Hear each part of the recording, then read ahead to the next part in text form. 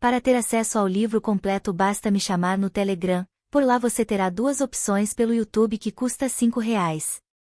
Ou pelo Telegram que custa R$ 12 mensalmente, lembrando que você só renova se quiser, mas por lá também você terá acesso a esse e muito mais audiolivros todos os dias.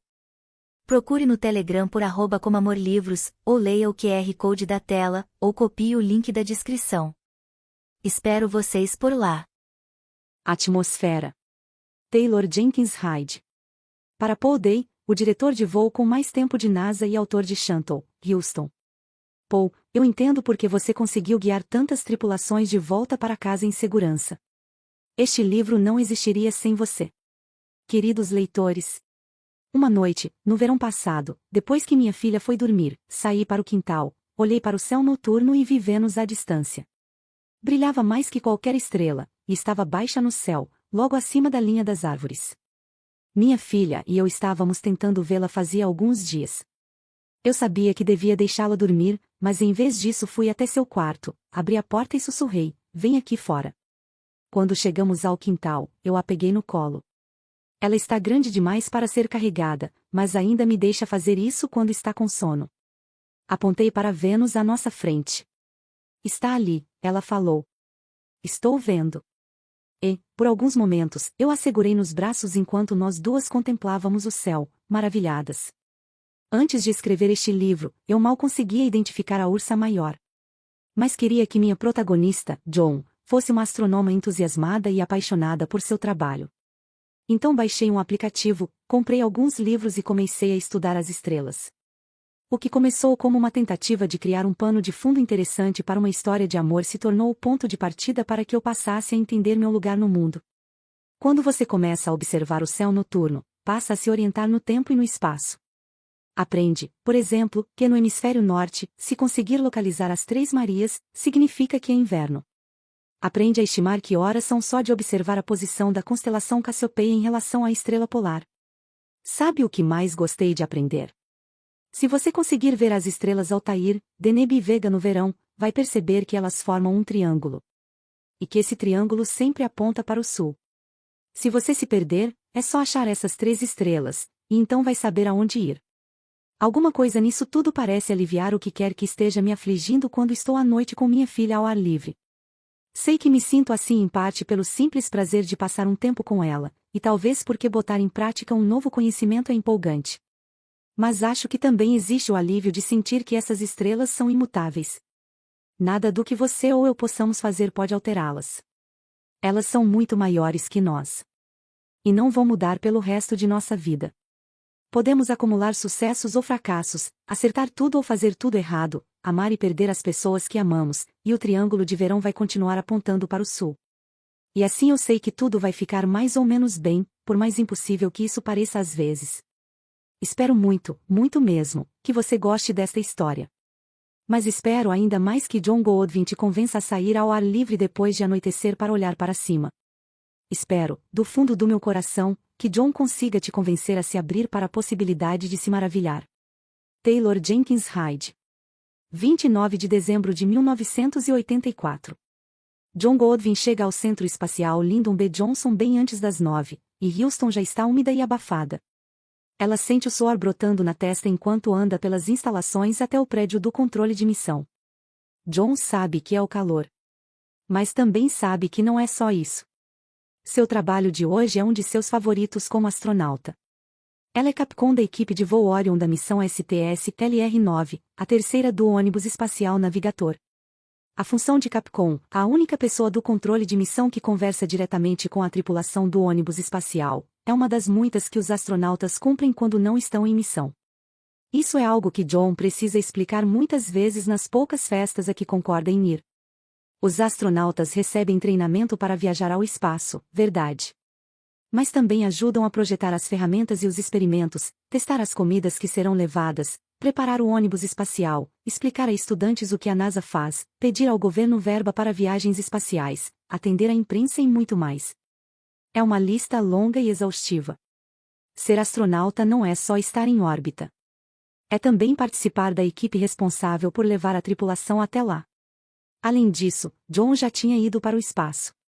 Na mesinha de cabeceira do seu quarto ficava o inexplicável talismã que todo astronauta deseja, o broche de ouro. A prova de que ela esteve entre os seletos seres humanos que saíram do planeta. Tinha visto o brilho espetacular dos 7 oceanos a mais de 300 mil metros de altitude. Cerúleo? Cobalto? Ultramarino? Não havia uma cor que fosse vívida o bastante para descrever o que viu. 99,9% da humanidade nunca veria esse azul. E ela viu. Mas agora estava de volta, com os 2 pés no chão, e tinha um trabalho a fazer. Portanto, quando entra no prédio do controle de missão naquela manhã com um café preto na mão, John está tranquila. Não está ansiosa, nem apavorada, nem com o coração partido. Tudo isso só vai acontecer mais tarde. John entra na sala do controle de missão atravessando o teatro de observação. Observa por um tempo enquanto a equipe do último turno prepara 2 especialistas de missão para sua caminhada espacial. Seu chefe, o diretor de voo da equipe Orion, Jack Katowski, já estava lá, recebendo as informações relevantes do diretor de voo anterior. Jack tinha um corte de cabelo militar, que estava ficando grisalho nas têmporas, e uma reputação de ser especialmente estoico dentro de uma organização conhecida por seu estoicismo. Ainda assim, sempre deu toda assistência a John em sua função de Capcom. E eles formam um bom time. John se orgulha disso, de saber trabalhar em grupo. Até porque a tripulação da missão STS-LR-9 é composta quase totalmente de astronautas de sua turma de recém-ingressos. O comandante Steve Hagen tinha sido um dos instrutores deles, mas o restante da equipe, o piloto Hank Redmond e os especialistas de missão John Griffin, Lydia Danes e Vanessa Ford, era formado pelas pessoas que chegaram ali junto com John, e com quem ela treinou e aprendeu seu ofício. Eles são mais que amigos. Alguns são sua família. E é em parte devido às relações complicadas que tem com cada um deles que John se transformou na Capcom perfeita para o que precisam hoje, embora ela também seja a última pessoa que deveria realizar esse trabalho. A missão do ônibus espacial é fazer o lançamento do AR-6, um satélite de observação da Marinha Americana. Ontem, porém, no segundo dia de voo, enquanto a tripulação se preparava para pôr o AR-6 em funcionamento, as travas que prendiam a carga não se abriram. Naquela manhã, eles estavam preparando Vanessa Ford e John Griffin para sair da nave, ir até o compartimento de carga e liberar as travas manualmente. John se junta à equipe no centro de controle de voo.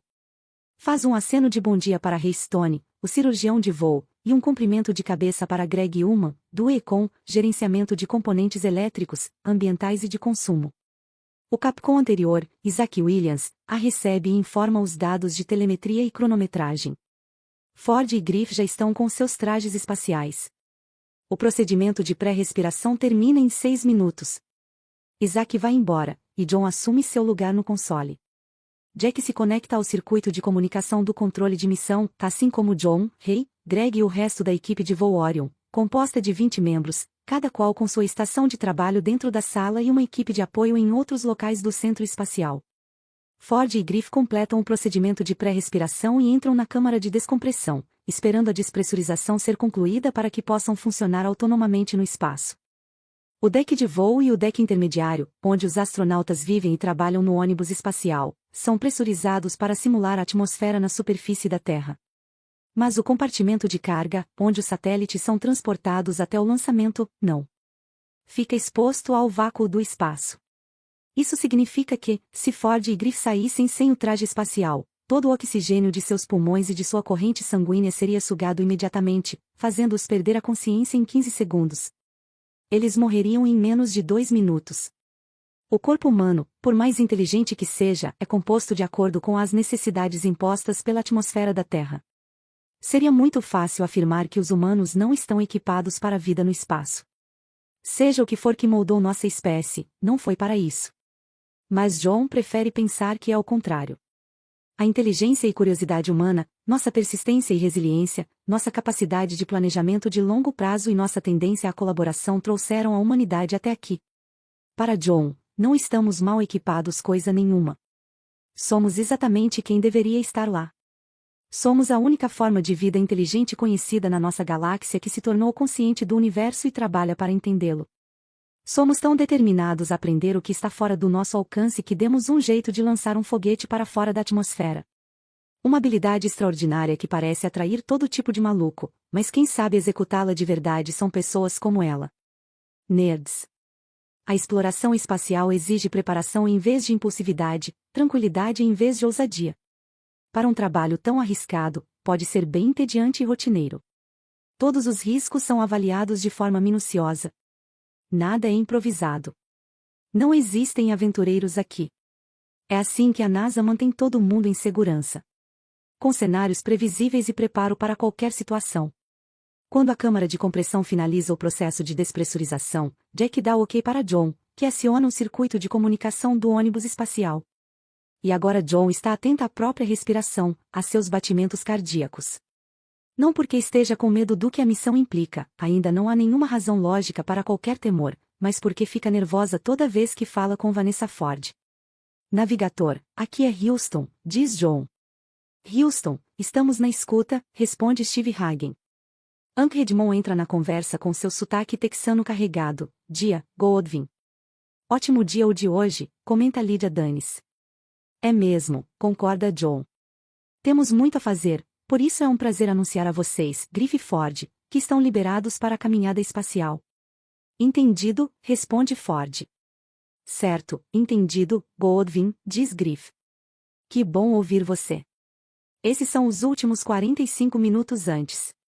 Vanessa Ford estava com sensores biomédicos fazia horas. Os dispositivos enviam seus sinais vitais para o cirurgião de voo, que monitora cada respiração sua. Mas, mesmo antes de os eletrodos serem dispostos em seu corpo todo, Vanessa sabia que sempre tem alguém em solo que a acompanhava. O controle de missão sabe tudo o que acontece no ônibus espacial, cada temperatura, cada coordenada, o status de cada botão de acionamento. Para onde quer que Vanessa olhe, lá está Houston, ouvindo e detectando tudo ao seu redor. Ninguém mais na tripulação parece tão incomodado com isso quanto ela. Saber que todos podem ver sua frequência cardíaca, e ver como seu corpo reage toda vez que Houston fala com a nave, a faz se sentir extremamente exposta. Fico contente de ouvir sua voz também, Griff, responde John. É bom poder começar o dia assim. Ela consegue até ouvir o sorriso de John. Na maneira como a cadência de sua voz se altera. Vanessa leva a mão enluvada à escotilha na câmara de descompressão que dá acesso ao compartimento de carga. Ela sente uma vibração no peito. Com as portas do compartimento já abertas, aquela é a última barreira entre ela e o espaço. Não existe coleta de dados na escotilha da câmara de descompressão. É uma das poucas coisas no ônibus espacial que não envia um sinal próprio. Isso significa que cabe a um deles notificar Houston de que estão prestes a abri-la. Vanessa olha para Griff, contente por fazer isso junto com ele. Sempre gostou de Griff, e não só por serem ambos da Nova Inglaterra, embora isso ajude. Houston, estamos abrindo a câmara de descompressão, avisa Griff. Vanessa começa a abrir a escotilha, tentando manter os batimentos estáveis. Vem trabalhando há 5 anos para esse momento, com o qual sonhou durante boa parte da vida. O espaço. Ela e Griff respiram fundo quando olham pela escotilha. Já tinham visto pela janela, mas nada é capaz de preparar uma pessoa para a visão daquele momento. A mente de Vanessa silencia. Fora as luzes brilhantes da nave, o resto é só escuridão. Não existe horizonte, apenas a borda da Navigator e depois um nada com as cores brilhantes da Terra à distância. Uau, comenta Vanessa. Ela olha para Griff, que também está perdido naquela vista. Ela se solta da nave e passa pela escotilha, pronta para dar seu primeiro passo no espaço. Sente as pernas firmes enquanto as move no vazio. Seus olhos se arregalam diante da intensidade daquele momento, um vazio diferente de tudo o que já tinha visto. Vanessa olha para além das portas do compartimento de carga, para ver a Terra à distância. Filamentos de nuvens atravessam os desertos do norte da África. Por um momento, Vanessa para e observa o Oceano Índico. Ela sempre adorou ficar acima das nuvens, mas estar assim tão longe a deixa sem fôlego. Meu Deus, diz Griff. Vanessa se volta para ele. Ambos estão devidamente atados à nave, e Griff se afasta. Ela vai atrás, na direção da carga. Apesar da vista espetacular, o verdadeiro motivo para Vanessa estar ali é a determinação de arrumar um maquinário 350 quilômetros acima da atmosfera da Terra. Eles chegam à carga e assumem suas posições. São 4 travas, 2 de cada lado do satélite. Sem pressa, Ford, diz Griff. Vou ficar muito chateado se a gente bater o recorde de caminhada espacial mais curta de todos os tempos. Não tem muito o que enrolar aqui, ela responde. É só soltar algumas travas. Mas tudo bem. Usando uma chave catraca, Vanessa abre uma das travas do seu lado, depois passa para outra. Missão cumprida. Ela espera até Griff soltar sua segunda também. Quando ele termina, pouco tempo depois, solta um suspiro. Houston, as travas estão soltas, em boa parte graças à eficiência e ao brilhantismo de Vanessa Ford. Entendido, navegador. Bom trabalho, diz John. Então, depois de alguns momentos, navegador, esses trajes ainda estão equipados para mais horas de uso, então é melhor vocês ficarem na câmara de descompressão durante o lançamento do satélite, para o caso de ser necessária uma intervenção sua. Ah, diz Griff. Quanta gentileza sua. Pois é, você tem um lugar no nosso coração, responde John. Eu digo o mesmo, Houston, complementa ele. Entendido. Ford e eu vamos ficar na câmara de descompressão. Eles flutuam de volta. Griff deixa Vanessa entrar primeiro e se junta a ela. É ele quem vai fechar a escotilha, mas então para e olha para Vanessa, arqueando as sobrancelhas. O protocolo manda que a escotilha seja fechada, mas, se eles a deixarem aberta, vão poder acompanhar o lançamento do satélite. Vanessa não quer mentir para Houston. Mesmo assim, um sorrisinho surge em seus lábios.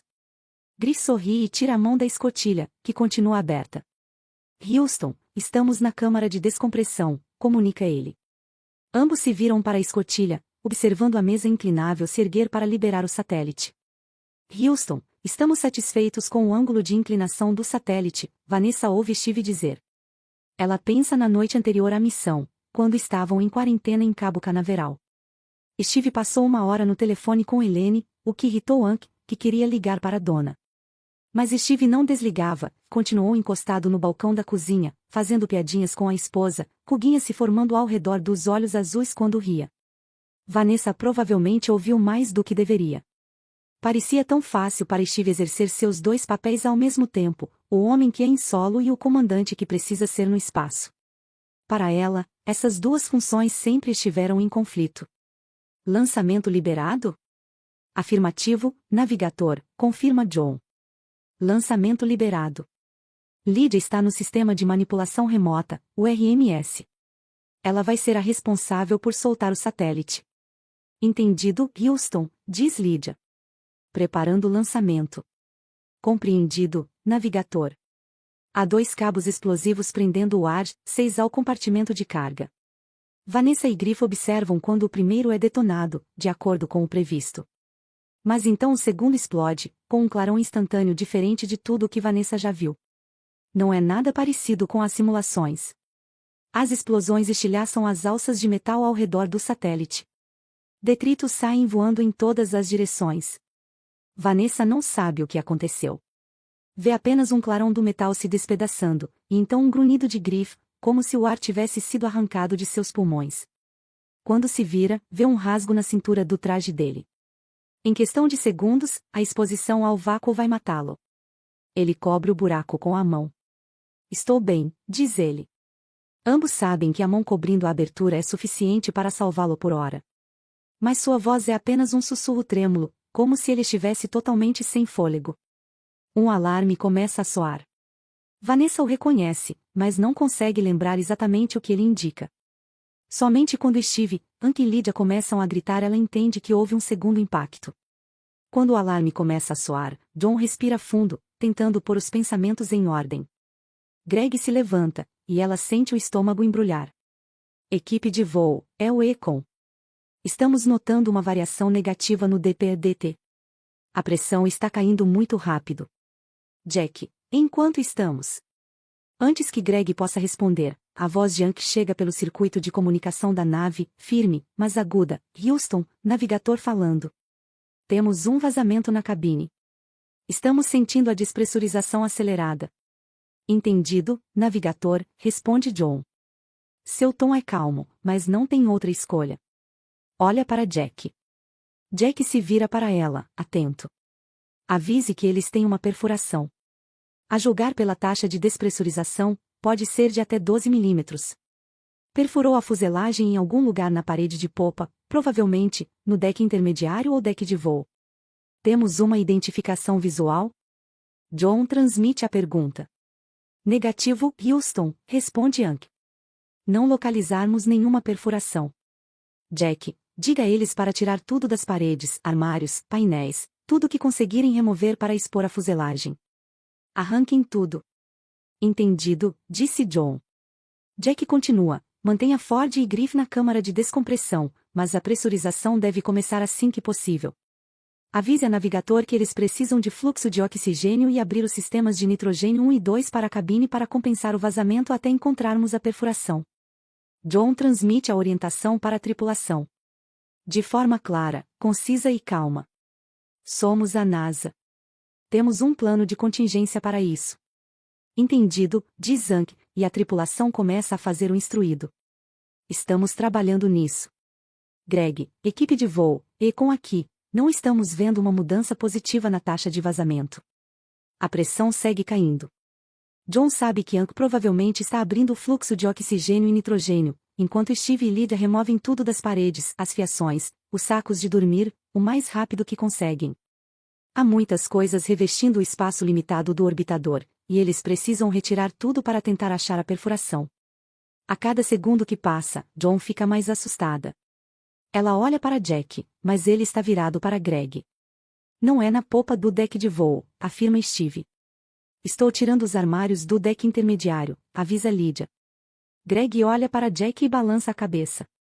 Jack bate com a mão no console, exasperado, e se vira para Gutterson, responsável pelo sistema mecânico. E então, RMO. De onde está vindo o problema? Preciso de alguma coisa. Só temos alguns segundos para resolver isso. Todos estão de pé. John mal consegue ouvir seus pensamentos. Ela já participou de simulações como essa, situações hipotéticas em que a pressão caía rapidamente e não havia nenhuma forma aparente de estabilização. Elas só terminavam quando o vazamento era encontrado. Ou a tripulação morria. Somos a NASA. Temos um plano de contingência para isso. Vanessa fechou a escotilha, e a câmara de descompressão está pressurizando. Ao se voltar para Griff, no entanto, ela percebe que ele está perdendo a consciência. Vanessa põe a mão sob a dele, no rasgo do traje, e aplica pressão na parte de baixo da barriga. Griff, chama ela. Nada. John Griff, está me ouvindo? Ele pisca, mas Vanessa não sabe se foi um gesto consciente. Deixa comigo, diz ela. Eu cuido de você. Vanessa não sabe exatamente em que momento ele perde os sentidos. Só vê que, pouco depois, a mão dele cai, e agora sua mão no buraco do traje é a única coisa mantendo o companheiro vivo até a câmara de descompressão estar completamente pressurizada. Vanessa procura algum indício de sangramento sob o traje. Não há nada. Ela ouve a movimentação e as vozes dos demais tripulantes tentando coordenar o trabalho. A voz de Steve a acalma, mas a de Lydia está começando a ficar estridente. Vanessa percebe que faz meio minuto que não ouve Hank. E esse tempo só aumenta.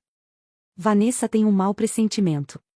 Quando tinha 6 anos, sua mãe lhe contou que seu pai havia morrido. Ela não lembra direito do que foi dito, só do momento anterior à notícia, quando a mãe a encarou, sem conseguir falar. Foi só um instante, no máximo um segundo, mas Vanessa sentiu que alguma coisa horrível havia acontecido. E não foi o que sua mãe disse, mas por aquele breve momento de silêncio de antes. É nesse silêncio que Vanessa pensa agora. Rei fica de pé, equipe de voo, aqui é o cirurgião. Os batimentos cardíacos de John Griffin estão caindo. John estava tentando desacelerar sua respiração. Hank perdeu a consciência, avisa Lydia pelo canal de comunicação da nave. E em seguida, acho que Steve também. Jack fica pálido. Ele olha para John. Continue falando com Dennis. Entendido, navegador, diz John pelo canal, sentindo as palavras pesarem na boca.